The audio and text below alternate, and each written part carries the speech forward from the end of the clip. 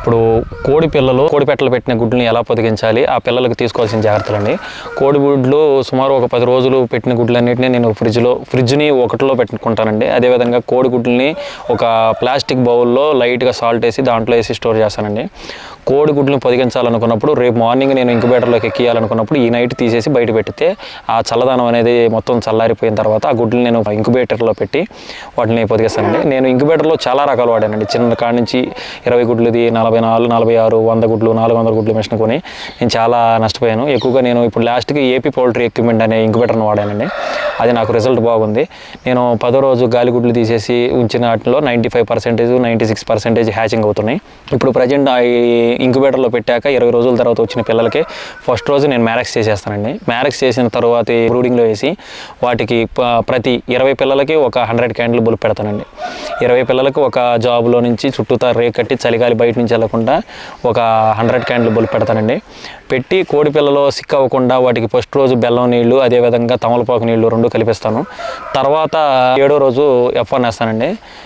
అదే B1 లసోటా అంటారు, అవి వేస్తాను. తర్వాత 12వ రోజు గంబోరా వేస్తానండి. అదేవిధంగా 22వ రోజు గంబోరా వేస్తాను. మళ్ళీ 45వ రోజు ఆర్డీ చేస్తానండి.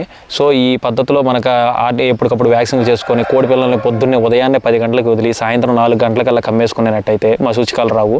అదేవిధంగా కోడి పిల్లలు ఎక్కువగా ఒక పెట్టకి కడిపే పద్ధతిలో అయితే ఒక్కొక్క పెట్టకి 10 నుంచి 15 పిల్లలు మాత్రమే కలపాలి. ఎందుకంటే ఎక్కువ పిల్లలు అయిన చాట పిల్లలకి రోగాలు వచ్చే అవకాశం ఉంటుంది.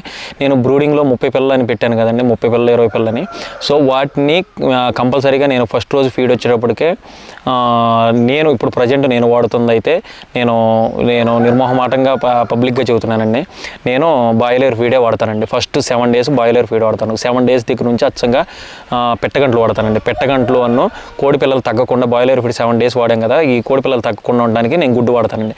సో అప్పటి నుంచి అచ్చంగా ఈ పెట్టగంటలు, అచ్చంగా గుడ్లు, కోడి పెట్ట పుంజు తెలిసాక పెట్టని వేరు చేసేసి వేరే ప్లేస్లో వేసేస్తానండి. ఓన్లీ దొడ్లో ఓన్లీ పుంజు పిల్ల తిరిగే విధంగానే నేను తీసుకుంటాను. ఎందుకంటే వీటికి 24 గంటలు పొద్దున్న ఉన్న 12 గంటలు వాటికి మేత అందే విధంగా చూసుకుంటాం. పెట్టలకు వచ్చేటప్పటికి వేరే సాట్ వేసేసి అచ్చంగా పెట్టలో పొద్దున సాయంత్రం మాత్రమే మేతలేసి అవి ఫ్రీలాన్సర్లు అవి తిరిగి వచ్చేసి వాటందరికీ అవి కడుపు నింపుకునే విధానంలో దాటికి మాగాళ్ళు పక్కన అట్లా ఒక తోట కౌలుకి తీసుకొని దాంట్లో వేస్తామండి. సో మనకి పుంజు పిల్లల్ని ఒక 7వ నెల పెట్టలను ఉరికిస్తున్నాయి అన్న టైంలో మనం జాబుల్లోకి వేసుకొని వాటిని కేర్ తీసుకుంటాం. ఒకవేళ బలాలు తక్కువ ఉంటే అప్పుడు కూడా గుడ్డెక్కించుకొని తర్వాత ఒక రెడీ టు ఫైట్ అనుకున్న వాళ్ళకి రెడీ టు ఫైట్, లేదు పక్షంలో బలంగా ఉండి పటాలు కొనుక్కునే వాళ్ళు వస్తారండి. ఒక 10 పటాలు 5 పటాలు అట్టా బల్క్గా అమ్మేసుకుంటూ ఉంటామండి. సో దానివల్ల ఏంటంటే మనకి హ్యూజ్ అమౌంట్ కాకుండా మనకి తక్కువలో 10 పటాలు సింపుల్గా 10,000 వేసుకున్నా కానీ 1,00,000 రూపాయలు అట్లా ఒక 10 రంగులు వాళ్ళు కొనుక్కుంటారు. జోళ్ళు వేసుకునేవాళ్ళు కానీ పందాలు వేసుకునేవాళ్ళు ఒక సంవత్సరం విడిచి పందెం అయిపోయిన 2-3 నెలల్లో వచ్చేసి మన బ్రీడ్ నచ్చితే కనుక వాళ్ళు ఒక 5 నుంచి 10 పటాలు తీసుకుంటారు. అట్లా తీసుకున్నప్పుడు మనకి ఏంటంటే ఒకే అమౌంట్ వస్తుంది. ఆ 1,00,000 రూపాయలతో మనం ఏదన్నా ఫామ్ ఇన్వెస్ట్మెంట్కి మళ్ళీ ఒక 20,000 డెవలప్మెంట్కి కానీ లేకపోతే 30,000 డెవలప్మెంట్కి మిగతా 70,000 మన ఖర్చులకి అట్లా వాడుకుంటూ ఉండొచ్చు. సో దానివల్ల ఏంటంటే మనకి ఎప్పటికప్పుడు ఒక జాబ్ చేయకపోయినా కానీ మనకి దీని మీద కన్ఫామ్గా మనకి మనీ అనేది వస్తుంది. కాకపోతే ఏంటంటే ఎప్పుడు మన దగ్గర అకౌంట్లో మినిమం ఒక 1 lakh నుంచి 2 lakhs ఉండేటట్టు చూసుకోవాలి. ఎందుకంటే ఎప్పుడు ఏ టైంలో ఏ అవసరం వచ్చిందో తెలియదు. సో ఆరోగ్యపరంగా మనం ఎలా చూసుకుంటామో అదేవిధంగా కోళ్ళ పరంగా కూడా మనం ఈ అమౌంట్ అనేది ఎప్పుడు ఉంచుకోవాలి. ఎందుకంటే ఏ టైంలో వైరస్లు వస్తే మనకు తెలియదు. దానికి తగ్గట్టుగా మనకి ఫామ్లో ఎప్పుడు బ్లీచింగు, B6904, బయోబోస్టర్లు, వెర్కానస్లు, అదేవిధంగా మనకి యాంటీబయాటిక్ లిక్విడ్లు, ఇమ్రాల్ లిక్విడ్, అదేవిధంగా L52 ఇవన్నీ మనం ఎప్పటికప్పుడు మ్యాండేటరీగా ఉండాల్సినవి మొత్తం ఉంచుకొని ఎప్పటికప్పుడు వాటిని ఫ్రెష్గా మనం దున్నుకొని బ్లోయర్తో అప్పుడప్పుడు కాల్చుకుంటా. ఎందుకంటే నైట్ పూట స్టే చేసే దగ్గర కూడా రెట్ ఎక్కువ వస్తుంది. దాని మినిమం ఒక 1 monthకి 20 డేస్కి ఒకసారి బ్లోయర్తో ఒకసారి హీట్ చేసుకుంటూ ఉంటే వైరస్ ఏమైనా ఉంటే చనిపోతూ ఉంటుంది. ఇవన్నీ తగిన జాగ్రత్తలు తీసుకుంటే మన కోళ్ళలో నష్టం అనేది చాలా తక్కువగా ఉంటుంది. దీనివల్ల ఏంటంటే వచ్చే రైతులకి ఇవన్నీ మనకి పనుల మీద వర్కర్స్ మీద వదిలేసి మన లేకుండా వర్కర్స్ అనేది చేస్తారనుకోవటం మన కళ. సో మన దగ్గరుండి మనం జీతం ఇస్తున్నాం కాబట్టి దగ్గరుండి వాళ్ళతో చేయించుకునే విధానంగా అయితే ఈ ఫీల్డ్లో మనం మనీ సంపాదించవచ్చండి. ఇప్పుడు బయట చాలా పుకార్లు ఉన్నాయి, అందరికి అనుమానాలు ఉన్నాయండి. ఇంక్యుబేటర్లో వచ్చిన కోడి పిల్ల పందాలు కొట్టదు, దానికి దెబ్బలాడటం సరిగ్గా రాదు అంటారు. సో మరి నా అన్నీ ఇంక్యుబేటర్లో దిగిన పిల్లలే. సో ఇంక్యుబేటర్లో దిగేది మనకి పెట్ట కింద ఉన్నా కానీ ఇంక్యుబేటర్లో నుంచి పిల్ల వచ్చినా కానీ ఒక వేడి తగిలి ఆ పిల్లను బయటికి రావటమే దాని కాన్సెప్ట్. కాకపోతే ఏంటంటే కోడి పిల్ల ఎలా పెరుగుతుంది, తల్లితో పాటు ఉన్నప్పుడు ఏంటంటే గెద్ద వచ్చినప్పుడు అరుస్తా కూ అని అరుచుకుంటా వాటిని కోడి పిల్లల్ని జాగ్రత్త చేసింది. అదే జాగ్రత్త ఆటోమేటిక్గా పక్షి జాతిగా పుట్టింది, దీనికి ఆటోమేటిక్గా జెనెటిక్గా ఉంటుంది. సో మన కోడి పిల్లల్ని ఒక 2 నెలలు జాగ్రత్తగా చూసుకోవాలి. ఎందుకంటే నేను చెప్పాను కదండి, విటమిన్స్ కోడి పిల్ల చిమ్మి చేతలో ఇవన్నీ పెడుతుంది, మనం అవన్నీ పెట్టలేము. సో దానికి విటమిన్స్ లోపం లేకుండా మనకి వాటర్లో కానీ ఫీల్డ్ సప్లిమెంటరీ కానీ ఆకుకూరలు వేసుకుంటా ఇట్లా 2 నెలలు 3 నెలలు తల్లి బాధ్యత మనం తీసుకోవాలి. తల్లి తీసుకోవాల్సిన బాధ్యత మనం తీసుకొని ఈ 3 నెలలు వాటిని కంటి రెక్కలాగా చూసుకుంటే తర్వాత 3 నెలల తర్వాత పెట్ట పిల్లలైనా ఒకటే, ఇంక్యుబేటర్లో దిగిపోయి మనం ఫ్రీలాన్సర్లో పెంచిన కోళ్ళైనా ఒకటే. సో దెబ్బలాటల విషయంలో వచ్చేటప్పటికే దాని జెనెటిక్గా దాని జీన్స్లో ఉండాలి, కానీ ఆటోమేటిక్గా దెబ్బలాటలు అనేది ఏ చేంజ్ రాదండి. సో ఈ యాజమాన్య ఇంక్యుబేటర్లో పెట్టకైతే వేస్తే 21 రోజుల్లో పిల్లలు వస్తాయి, కానీ ఇంక్యుబేటర్లో వేస్తే ఇంకెన్ని రోజులు వస్తాయా అని చిన్న అనుమానాలు ఉండొచ్చు. ఎండాకాలం అయితే పెట్టకైతే 19 రోజులకి 20 రోజులకే వస్తాయండి, అదేవిధంగా ఇంక్యుబేటర్లో కూడా 20 రోజులకే వస్తాయి. కానీ ఈ శీతాకాలం వానాకాలం వచ్చే టైంకి ఏమవుతుందంటే 21 రోజులు కాకుండా పెట్టిన రోజులు ఎక్కరాదండి. కోడి పెట్టని ఈవినింగ్ పూట పొదిగేసినా కానీ 21 రోజులు లెక్క వస్తాయి. కానీ ఇంక్యుబేటర్లోకి వచ్చేటప్పటికే ఈరోజు మధ్యాహ్నం వేసినా ఈ రోజు లెక్క రాదండి, రేపు నుంచి లెక్క వేసుకొని 22 రోజులకు వస్తాయండి. ఈ శీతాకాలం వానాకాలం వారు 22 రోజులకు వస్తాయి. అంటే ఏంటి, పెట్టిన రోజుతో కలిపి 23 రోజులు లెక్క వస్తుంది. మనం ఏంటంటే మిషన్ పెట్టే రోజే మనం చెబుతాం 22 ఫస్ట్ రోజు లెక్క వేసుకోకూడదండి. తర్వాత మీరు పొట్టను పొదగేసుకోవాలనుకుంటే నాకు గుడ్లు ఇచ్చాక 2 రోజుల తర్వాత పొదగేసుకోండి, అవి ఒకేసారి దిగుతాయి, దాని పిల్లలు దీన్ని కలుపుకోండి అని చెబుతామండి. దీనివల్ల ఏంటంటే మనకి పొదుగుడు పెట్టలు బయట తిరిగే పని ఉండదండి. పొదుగుడు పెట్టలు లేకుండా మనకి బ్రూడింగు కాకెత్తుపోతుంది గెద్దెత్తుపోతుంది అని లేకుండా మన జాగ్రత్త. ఒక మనిషి అచ్చంగా బ్రూడింగ్కి ఒక మనిషి వదిలిపెట్టాలి. అదేవిధంగా ఇంక్యుబేటర్ కూడా ఒక మనిషి సపరేట్గా ఎప్పుడు కావాలండి. ఎందుకంటే నా గుడ్లు మిషన్ వచ్చేటప్పటికి 1016 గుడ్లు. సో అన్ని గుడ్లు నేను పెట్టలేను కాబట్టి బయట నుంచి వచ్చే వాళ్ళ గుడ్లు కూడా దాంట్లో చూస్తారు. మీరు ఇందాక ఇంక్యుబేటర్లో ప్రోమోలో చూసిన విధంగా ఇంక్యుబేటర్లో ఉన్నది ఏంటంటే నెంబరింగ్ ఉంటుంది. సో ఫస్ట్ వచ్చిన వాళ్ళు 1, రెండోసారి వచ్చిన వాళ్ళు 2, 3 విధంగా దాని కింద ఉన్న పెట్టెలో ఏంటంటే 19వ రోజు ఎవరి గుడ్లు వాళ్ళు తీసి వాళ్ళ పెట్టెలో పెట్టేస్తాం. సో ఎవరి పిల్లలు ఒకళ్ళు మారకుండా ఎవరికి వాళ్ళకి అందజేస్తూ ఉండి ఒక గుడ్డు వచ్చేటప్పటికే నేను 20 రూపాయలు తీసుకుంటున్నానండి ప్రజెంట్. కరెంట్ వచ్చేటప్పటికే దానికి సెకండ్ కేటగిరీ కాబట్టి కరెంట్ బిల్ వచ్చేటప్పటికి సుమారు 7,000 నుంచి 7,500 వస్తుందండి సెకండ్ కేటగిరీ అవటం వల్ల. సో ఈ 7,500 బిల్లు కాకుండా మనకి మన గుడ్లు సొంతంగా పొదగేసుకున్నట్టే అవుతుందండి. సో దాని మీద ప్రాఫిట్ అనేది పెద్దగా ఉండకపోయినా కానీ మనకి సొంత గుడ్లు ఫ్రీగా ఆడుకున్నట్టుగా ఉంటుంది. పిల్లల పైన గాలి ఏమంటే తెచ్చిన గుడ్లని వాళ్ళు లోపల వేసుకుంటూ ఉండాలి. ఇవన్నిటికీ ఒక మనిషి అండి. ఇంక్యుబేటర్కి ఒకళ్ళు ఉండాలండి, అదేవిధంగా బ్రూడింగ్కి ఒకళ్ళు ఉండాలి.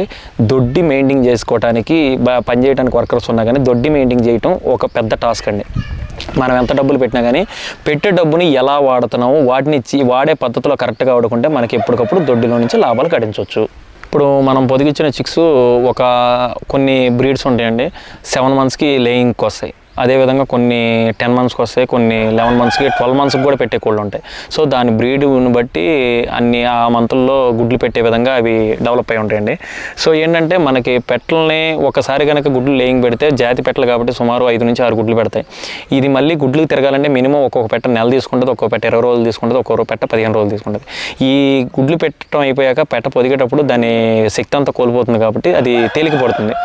తేలిక పడినప్పుడు మనకి దానికి సపరేట్గా మళ్ళీ సపరేట్ ఫీడ్ అంటూ కోడి పెట్టకి ఏదేమో ఉండే రోజు ఏదైతే ఒడ్లు పోసినామో అదే ఒడ్లు పోసినాం. సో ఏంటంటే అది ఒక్కో పెట్టకి లక్షణం ఉండదు. 5 రోజులు బతికిద్ది, ఒక్కో పెట్ట వారం బతికిద్ది, ఒక్కో పెట్ట 20 రోజులు బతికిద్ది, ఒక్కో పెట్ట నెల బతుకుద్ది, ఒక్కో పెట్ట 2 నెలలు బతుకుతుంది.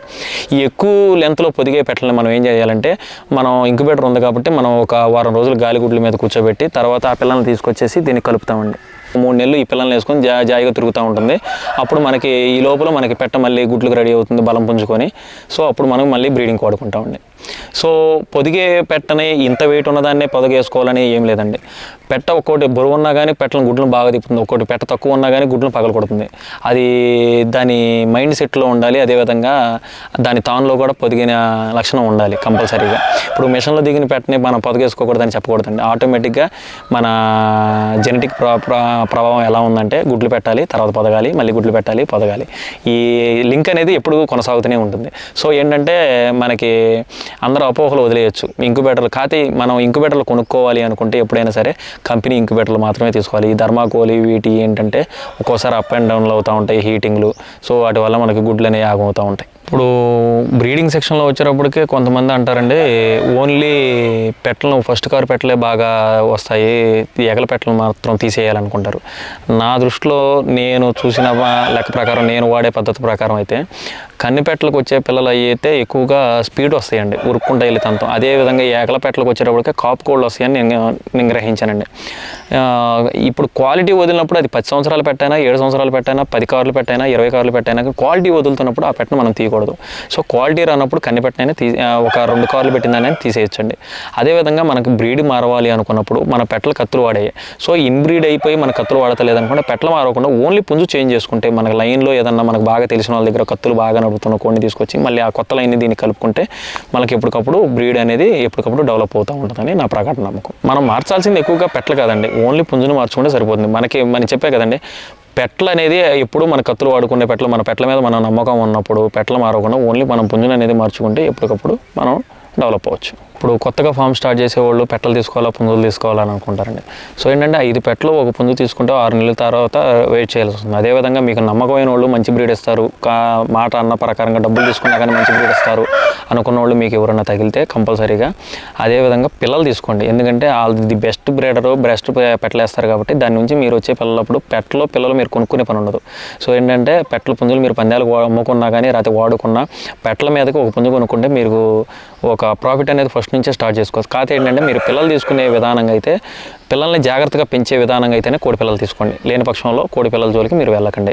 ఎందుకంటే మీరు పెట్టల పుంజులు తీసుకున్నప్పుడు బ్రీడర్ పెట్టలు మీ దగ్గర ఉంటాయి కాబట్టి ఒకవేళ అటు ఇటుకైనా పిల్లలు చనిపోయినా కానీ మళ్ళీ మీరు చేయించుకోవచ్చు. కానీ పిల్లలు జాగ్రత్తగా చేసుకోకుండా అచ్చగా మీరు పిల్లలే తెచ్చుకుంటే ఒక 30 పిల్లలు తెచ్చుకున్నారు, 30,000కి పిల్ల 1000 రూపాయల లెక్కన మీరు జాగ్రత్త చదివితే 30,000 పోయినట్టే. అదేవిధంగా 30,000 పెట్టి 3 పెట్టలు తెచ్చుకొని ఒక 20,000 పెట్టి పుంజు తెచ్చుకున్నా కానీ 50,000లో మనకి పిల్లలు చేయించుకుని అవి చనిపోయినా కానీ మనకి పెట్టల పుంజులు ఉంటాయి, మళ్ళీ ప్రొడ్యూస్ చేసుకోవడానికి మనకి బ్రీడర్స్ ఉంటాయి. సో ఆ ధీమా ఉంటుంది. సో ఇట్లా పిల్లలు తెచ్చుకున్నప్పుడు మనకి ఏంటంటే ఆ ధీమా ఉండదు. కోడి పిల్ల మన జాగ్రత్త చూడకపోతే కోడి పిల్ల అనేది పోతుంది. మనం కోడి పిల్లలు ఏ వయసులో తీసుకోవాలంటే మన జాగ్రత్తను బట్టి ఉంటుందండి. డే 1 తీసుకుంటే తక్కువ రేటుకి వస్తాయి. అదేవిధంగా రోజులు గడిచే కొద్దికి ఎక్కువ రేటు అనేది మనం పెట్టాల్సి వస్తుంది. ఆ రేట్లు ఎక్కువ పెట్టినప్పుడు మనకి ఏంటంటే అదేవిధంగా రిస్క్ తగ్గుతుంది కోడి పిల్లలను బతికిచ్చే విధానం. కాకపోతే ఏంటంటే రేటు కూడా అతను నష్టపడి ఇవ్వలేడు కాబట్టి నెల పిల్లలను 2,000 చెప్పొచ్చు, 2,500 చెప్పొచ్చు. దాన్ని బట్టి పుంజు పిల్లలు తేలి పెట్ట పిల్లలు వెళ్తుందంటే 3,000, 4,000 కూడా చెప్పొచ్చు. దాన్ని బట్టి మనకి రేటు ప్రైస్ ఎక్కువ అవుతుంది కాబట్టి మనకి తక్కువ రేట్లో రావాలి అనుకుంటే డే 1 నుంచి డే 10 లోపల తీసుకున్నట్టయితే మనకు తక్కువ రేటుకి వస్తుంది, పిల్ల 1000 రూపాయల లెక్కన. దాన్ని బట్టి మనం కోడి పిల్లల్ని చాలా జాగ్రత్త చూసుకున్నట్టయితే మనకు బ్రీడ్ అనేది ఒక సెట్ అయిపోతుందండి.